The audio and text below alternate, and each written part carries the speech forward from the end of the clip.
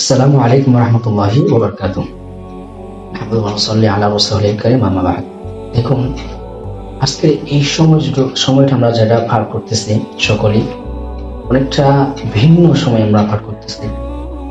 দেশ নিয়ে বলেন, নিজেকে নিয়ে বলেন, এখানে আমার যে আজকের এই কথাটা শুধুমাত্র জাস্ট আমার বয়সী যারা আছেন, ইয়াং জেনারেশন যারা আছেন, যারা নাকি জিহাদি চিন্তায় চিন্তিত হয়ে নিজেকে গঠন করার জন্য চাচ্ছেন, বা যারা জিহাদি তামান্না না, কত হলো বর্তমানের মধ্যে আমাদের যে জিহাদের জন্য প্রস্তুতি আমরা নেব, এবং জিহাদের পূর্বে আমরা কয়েকটা গুণে নিজেকে গুণান্বিত করা দরকার। এই কয়েকটা আলোচনা আমি আপনাদের সামনে করব। এবং জিহাদ আমরা করবো, জিহাদের পূর্বে আমাদের কি করা প্রয়োজন, জিহাদের জন্য যাব, জিহাদের ক্ষেত্রে আমাদের কি কি করণীয়, এই একটা বিষয় আমাদের জানতে হবে। যদি আমরা এগুলো না জানা, যদি জিহাদের ক্ষেত্রে যাই বা রণক্ষেত্রে যদি আমরা নেমে যাই, বা আমরা কারোর মোকাবেলায় যদি নেমে যাই, তাহলে আমরা যদি কেউ আমাদেরকে কেউ যদি অ্যাটাক করে, তখন তার মোকাবেলা করতে আমাদের যে একটা যে ক্রিটিক্যাল মোমেন্ট ফেস করা লাগবে, সেটা আমরা পারবো না। সেটা আমরা কি বেরিয়ে উঠতে পারবো। নাম্বার ওয়ান হচ্ছে আমাদের বর্তমান সময়ের মধ্যে বিতর্ক ঐক্য হওয়া লাগবে।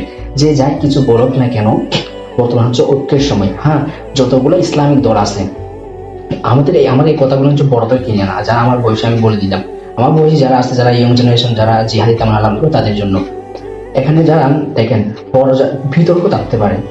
দেখেন, জামাত আছে, হেফাজে ইসলাম আছে, সরমুনাই আছে, ইসলামিক ছাত্র আন্দোলন আছে, তাদের মধ্যে কিছু না কিছু নিয়ে কি থাকতে পারে, মতভেদ থাকতে পারে, কিন্তু মূল পয়েন্টে যে আমরা সবাই এক, এটা আমাদের মানতে হবে এক নম্বর পয়েন্টে। সুতরাং ছোটখাটো বিষয় নিয়ে আমরা দ্বন্দ্ব না করলেই হবে। যারা বড় আছে তারা ডিসকাস করে, যেটা আমাদেরকে সলিউশন দেয়, আমরা তার উপরেই চলবো, তাদের উপর নির্ভর করে। হ্যাঁ, তারা যদি ভুল করে বড়টা, সেটা আমরা দেখবো নিজেই। বড় একটা জামাত যদি তার ভুলের বিপক্ষে যায়, তখন আমরা সেটা কি দেবো, এই সাপোর্ট করবো, এটা আলাদা বিষয়। কিন্তু এখন বর্তমান পয়েন্ট হচ্ছে আমার এই জিহাদের পূর্বে কি কি করণীয় আমার জন্য। দেখেন, আমি সেই পরিপ্রেক্ষিতে একটা আয়াত আপনাদের সামনে রাখতে চাই কালামুল্লাহ শরীফ থেকে, সূরা আনফালের ভার্সেস নাম হচ্ছে এই 46, 46 হবে, 46 এই সেখানে আল্লাহ বলেছেন, ওয়াতিউল্লাহ ওয়া রাসূলাহু ওয়া লা তানাযাউ ফাতাফশালু ওয়া তাযাবা রিহুকুম ওয়াসবিরুল্লাহ মা সাবিরিন। এখানে আমি 5টা পয়েন্ট ধরতে পারি, বা 4টা পয়েন্ট এখানে ধরা যায়। নাম দেখেন, আমরা যখন যুদ্ধক্ষেত্রের জন্য কোরআনে কয়েকটা কি দিচ্ছেন, হেদায়েত নামা স্বরূপ কয়েকটা ধারা এখানে সাবেক করা যায় এই আয়াত থেকে। তিনটা পরে কয়েকটা সাবেক, 1 নম্বর হলো দৃঢ়চিত্তা, 2 নম্বর হলো আল্লাহর জিকির, 3 নম্বর হলো আনুগত্য। এই 3টা জিনিস আমাদের নিজের অন্তরের মধ্যে ফিট করা লাগবে জিহাদের পূর্বে। এবার আসেন, এখানে আল্লাহর জিকির একটা বিষয় আছে, দৃঢ়চিত্তা, আর আমি পরে ভাঙতেছি বিষয়টা।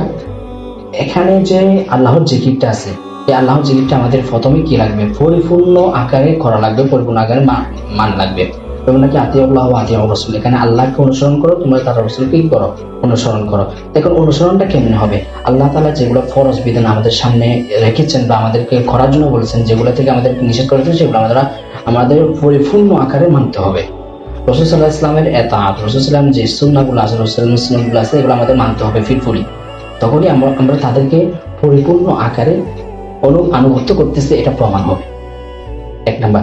আরেকটা হচ্ছে এখানে দৃঢ়চিত্তা, ওয়ালা তানাযাউ, তারপর পড়া হয়েছে ওয়ালা তানাযাউ, তোমরা পরস্পর কি করো না, ঝগড়া করবে না। এখানে ঝগড়া করলে কি হবে, ঝগড়া করলে কি প্রবলেম হবে, এটা পরে অংশ মধ্যে বলতেছে, ফাতাফশালু ওয়া তাযাবা রিহুকুম, এখানে বলা হচ্ছে। সুতরাং আমাদের ওয়ালা তানাযাউ, এখান থেকে আমরা সাবিত ঐক্য প্রয়োজন, বিতর্কে যাব না। আমরা বিতর্কে যাওয়ার কোনো প্রয়োজন নেই। বর্তমানের মধ্যে সবার মধ্যে কি থাকতে পারে, বেশ যারা আছে তাদেরকে আমরা এড়িয়ে চলি, তাদেরকে বোঝানোর চেষ্টা করি, আমরা তাদের সাথে বিতর্কে জড়াবো না।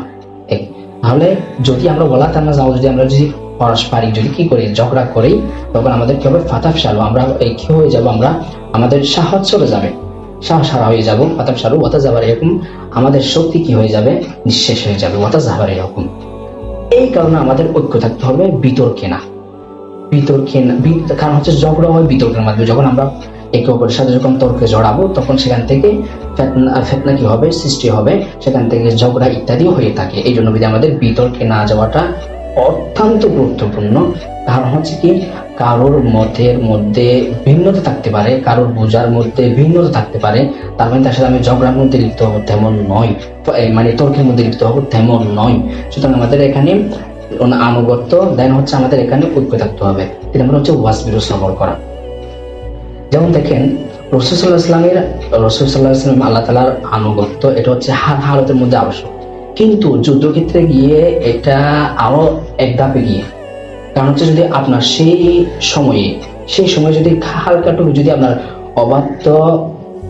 অবাধ্যতার কোনো একটা যদি চিহ্ন পাওয়া যায়, অবাধ্যতামূলক যদি কোনো আচরণ পাওয়া যায়, তখন তো আল্লাহ তাআলার পক্ষ থেকে মদতটা কি হয়ে যাবে, আল্লাহ তাআলার পক্ষ থেকে যে রহমত আসবে এটা থেকে আমরা বঞ্চিত হতে পারি। এই জন্য বিদায় এই ক্রিটিক্যাল মুভমেন্টের মধ্যে যাইয়া আল্লাহ তাআলা আনুগত্য, নবী সাল্লাল্লাহু অনুসরণ, এগুলো আরো বেশি হওয়া দরকার। কারণ হচ্ছে সেখানে যদি আমরা যদি হালকাটুকু যদি অবাধ্য আচরণমূলক আমাদের থেকে কিছুটা পাওয়া যায়, তখন আমরা আল্লাহর রহমত থেকে আমরা বঞ্চিত হতে পারবো। যদি আল্লাহর রহমত যদি না থাকে আমাদের উপর, মদত যদি না থাকে, সাহায্য যদি আমাদের না থাকে, তখন আমরা বিজয় কেমনে হবো? এখানে হচ্ছে পয়েন্ট। এখানে এই জন্য সবসময় আমাদের আল্লাহ তাআলার কি থাকতে হবে? মদত থাকতে হবে। এখানে সবর করতে হবে। সবর মানে হচ্ছে কি, এখানে সবর দুইটা মানা দেওয়া যায়। সবর হচ্ছে ওয়াসবিরু, তোমরা সবর করো। সবরের উপর বলতেছে যদি সবর করো তোমরা, অনেক বিতর্ক হতে পারে, অনেক ধরনের আমার বোঝা আসতে পারে। একটা কথা বলছে সে আমার ভিন্ন ভাবে এটা বোঝা আসতেছে, মনে হচ্ছে সে একটা ভুল বলছে। এটা যদি আপনি করতে চান তাহলে বিতর্ক সৃষ্টি হবে। সুতরাং এখানে ওয়াসবিরু, সবর করা লাগবে। যদি সবর করি, ইন্নাল্লাহা মা'আস সাবিরিন, আল্লাহ তাআলা ধৈর্যশীলদের সাথে থাকেন। এটা মানে হচ্ছে কি, ধৈর্যশীলদের সাথে থাকবেন মানে কি সর্বদা থাকবেন তেমন নয়। এখানে থাকা সাহায্যকর মানুষ সাথে থাকবেন, ওনার রহমত আমাদের সাথে থাকবে যদি আমরা বিতর্কের মধ্যে না জড়াই। আরেকটা আসেন এখানে, আমি জিকিরের যে কথাটা বলতেছি, নিজেদের তাসকিয়ে নফস যেটা বলতেছি, এটা অনেকটা গুরুত্বপূর্ণ। জিহাদের পূর্বে একজন আপনি যদি প্রকৃত মুজাহিদ হতে চান, তাহলে কি হতে হবে? আপনার তাসকিয়ে নফস করা লাগবে, আত্মশুদ্ধি যেটাকে বলা হয়, নফসের আত্মশুদ্ধি। কারণ যদি আপনার মন যদি ফিলফুলি যদি কুফরি বা এই সুন্নাহর প্রতি না আসে, আপনি যদি সুন্নাহ পুরোপুরি মেনটেন না করেন, বা কুফরির যত ধরনের মতবাদ আছে সেখান থেকে বেরিয়ে আসতে পারেন, যত ধরনের পাপ কাজ আছে সেখান থেকে বেরিয়ে আসতে পারেন, তাহলে আপনি হতে পারে যে জিহাদের সম্মুখীন হলে সেখান থেকে পলায়ন করে চলে আসতেছেন, বা কোনো একটা আপনার সামনে কি আসলো, অনেক কঠিন একটা কাজ আসলো, সেটা আপনি কি দিতে পারতেছেন না, খবর দিতে পারতেছেন না, যার কারণে আপনি ব্যাক করতেছেন। আর তো জিহাদের মধ্যে থেকে পলায়ন করে, এটা তো কি কবিরা গুনাহ।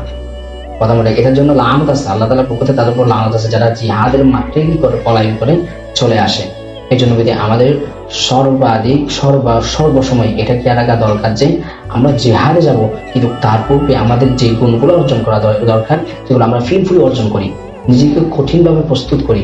যারা নাকি নফসকে বানাইতে মানে হচ্ছে কি, সে যেটাই বলবে তার নফস সেটাই করবে, নফস যেটা বলবে সে সেটা করবে এমন নয়। নফসকে যেটাই বলবে সেটাই করবে, কিন্তু সে নফসের অনুযায়ী কাজ করবে না। তখনই সে একজন কি হতে পারবে? এই প্রকৃত একজন মুজাহিদ একটা গুণ তার মধ্যে তার মধ্যে চলে আসবে। এটা আমরা বুঝতে পারি, সেই আপনি নিজেই সেটা বুঝতে পারেন। তাহলে আমাদের জিকির করা লাগবে। জিকির হচ্ছে কি, আল্লাহ তাআলার জিকিরটা আমরা ফুলফিলি নিজের মধ্যে নিয়ে আসতে হবে।